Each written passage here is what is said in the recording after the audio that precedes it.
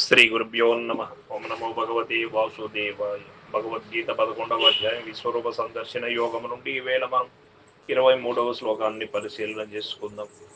రూపం మహత్తే బహువక్త్ర నేత్రం మహాబాహో బహుబాహురూపాదం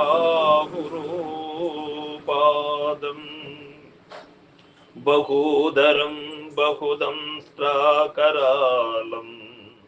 దృష్ట్వా లోకాః ప్రవ్యదితాస్తదాహం.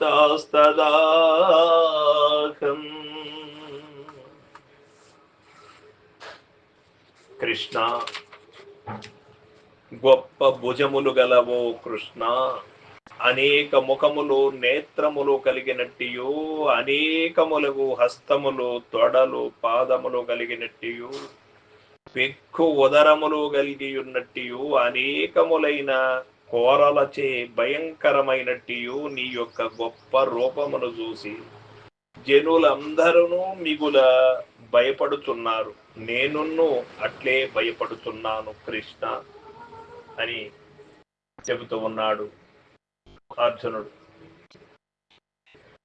భయము అనేది ఎప్పుడు ఏర్పడుతుంది అంటే, నిజమైనటువంటి తానెవరో తాను తెలియక పూర్వము భయము ఏర్పడుతుంది. తానెవరో తానుకు తెలిసిన తర్వాత భయము ఏర్పడదు. ఎందుచేత అంటే, శ్రీకృష్ణ పరమాత్మలోనే అన్ని కనపడుతూ ఉన్నాయి. అంటే ప్రతి మనిషిలో కూడా అన్నీ కూడా కల్పితముగా ఉన్నవి.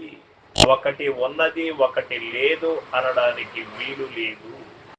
నీవు ఉంటే ఈ సృష్టిలో ఉన్నది అంతా కూడా నీలో ఉన్నది. నీవు లేకపోతే ఉన్నది ఉన్నట్టే ఉన్నది. లేనిది ఉన్నట్టు తోయబడినప్పుడు ఎన్నో వింతలు, విచిత్రాలు, వినోదాలు కనపడుతూ ఉంటాయి. లేనివి కాబట్టి ఉన్నదాన్ని ఉన్నట్టు తెలుసుకున్నటువంటి వ్యక్తికి భయము ఎప్పుడు కూడా ఉండదు. అర్జునుల వారు విశ్వరూపాన్ని, తనలో ఉన్నటువంటి విశ్వములో కనపడుతున్నటువంటి అన్నిటినీ కూడా ఒక్క చోట చూసినప్పుడు భయకంపితుడయ్యాడు. ఈ అన్నిటికీ కూడా కారణం నేను అనే ఒక వస్తువు ఉన్నబట్టి ఇవన్నీ కూడా కనపడుతూ ఉన్నాయి.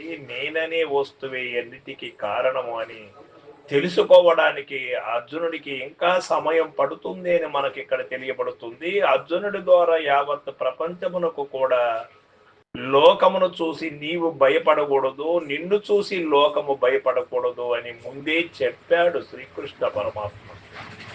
భయము గాని, కోపము గాని, రాగము గాని, ద్వేషము కాని ఇవన్నీ కూడా ఎప్పుడు కనపడుతూ ఉంటాయి అంటే సంపూర్ణమైనటువంటి నిక్షయము కానప్పుడు,